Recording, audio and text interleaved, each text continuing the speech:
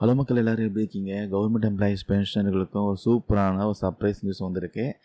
தமிழக வெற்றிக் கழகம் பட்ஜெட் தாக்கல் பண்ணியிருக்காங்க. இந்த பட்ஜெட்டில் அரசு ஊழியர்களுக்கு பென்ஷனருக்கும் வந்திருக்க ஒரே ஒரு குட் நியூஸ் எதுனா அது இதுதான். மற்றபடி வேறு எந்த ஒரு குட் நியூஸும் வரலை. என்ன விஷயம்னா, அந்த புதிய மருத்துவ காப்பீட்டு திட்டத்துக்கு 832 கோடி ரூபாய் ஒதுக்கீடு பண்ணியிருக்காங்க. ஸோ அது மட்டும் இல்லாமல் அடிஷ்னலாக ஒரு சில பெனிஃபிட்ஸும் இதில் கொடுத்துருக்காங்க. இதே விஷயம் எல்லாமே டீட்டெயிலாக இந்த வீடியோவில் பார்க்கலாம். பொதுவாகவே கவர்மெண்ட் எம்ப்ளாயீஸ் பென்ஷனுக்கு நம்ம தமிழ்நாடு அரசு செயல்படுத்தி வர மருத்துவ காப்பீட்டு திட்டத்தில் ஒரு குறிப்பிட்ட கால இடைவெளியில் மாற்றம் செய்யப்பட்டுட்டே இருக்கும். இப்போ இருக்கிற கார்பரேட் ஃபண்டு ஸ்கீம் படி பார்த்தீங்கன்னா, சாதாரண சிகிச்சைக்கு 5 lakhs வரைக்கும், ஸ்பெஷல் ட்ரீட்மெண்ட்டுக்கு 10 lakhs வரைக்கும் மருத்துவ காப்பீடு வழங்கப்பட்டு இருக்கு. ஆனால் இப்போ நடைமுறையில் இருக்கிற இந்த மருத்துவ காப்பீடு திட்டம் இந்த மாதத்தோடு முடிவடைய போகுது. அதனால தான் பார்த்தீங்கன்னா, இந்த புதிய மருத்துவ காப்பீடு திட்டத்தை தமிழ்நாடு அரசு அதிரடியாக அறிவிச்சிருக்காங்க. இந்த புது திட்டம் எப்போதிலிருந்து எப்போ வரைக்கும் நடைமுறையில் இருக்கும் பார்த்தீங்கன்னா, போன மாதம் ஜூலை 1ஆம் தேதியிலிருந்து 2031ஆம் ஆண்டு ஜூன் 30ஆம் தேதி வரைக்கும் அமலில் இருக்கும். இது வழக்கம் போல் பார்த்தீங்கன்னா, இந்த யுனைடெட் இந்தியா இன்சூரன்ஸ் நிறுவனம் தான் தொடர்ந்து செயல்படுத்தி வராங்க.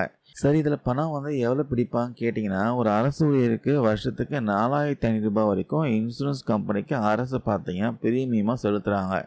இதுக்காக எம்ப்ளாயீஸோட மாதாந்திர சம்பளத்திலிருந்து 390 ரூபாய் பிடித்தம் செய்கிறாங்க. ஸோ நிர்ணயிக்கப்பட்ட தொகைக்கு மேலே வரக்கூடிய கூடுதல் பிரீமியம் தொகையை அரசே ஏற்றுக்கொண்டு சொல்லியிருக்காங்க.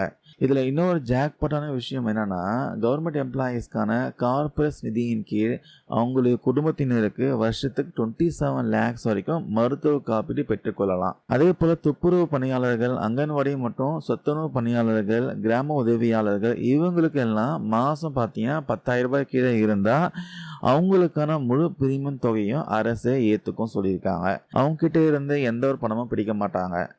இப்போ ஓய்வூதியதாரர்களுக்கு என்ன ரூல்ஸ்னு பார்த்தலாம். இவங்களுக்கு வருஷத்துக்கு 7,728 ரூபாய் அரசாங்கம் பிரீமியமாக செலுத்த போகிறாங்க. இதுக்காக பென்ஷன்களில் இருந்து ஜூலை மாதம் பென்ஷன்ல இருந்து மாதம் 644 ரூபாய் பிடித்தம் செய்யப்படும் சொல்கிறாங்க.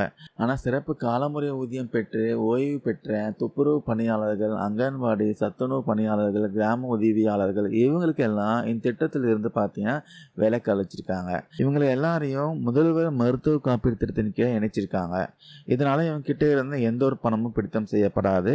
இந்த பட்ஜெட்ல இந்த மருத்துவ காப்பீடு விஷயமா முக்கியமாக ஒரு அப்டேட் கொடுத்துருக்காங்க.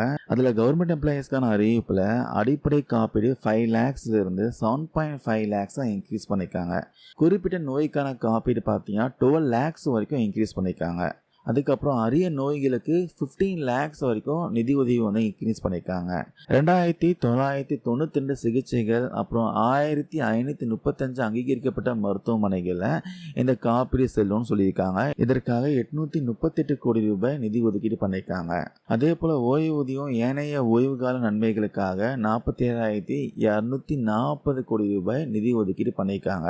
ஸோ மக்களே, இந்த பட்ஜெட்டில் கவர்மெண்ட் எம்ப்ளாயீஸ்க்குன்னு ஒரு முக்கியமான அப்டேட் பார்த்தீங்கன்னா இது மட்டும்தான். இது விஷயமா உங்களோட கருத்துக்கள் ஏதாவது இருந்தால் மறக்காம கீழே கமெண்ட்ஸில் பதிவு பண்ணுங்கள். இந்த வீடியோவில் ஷேர் பண்ண தகவல் யூஸ்ஃபுல்லாக இருக்கும்னு நினைக்கிறேன். தேங்க்யூ நண்பா, நண்பீஸ்.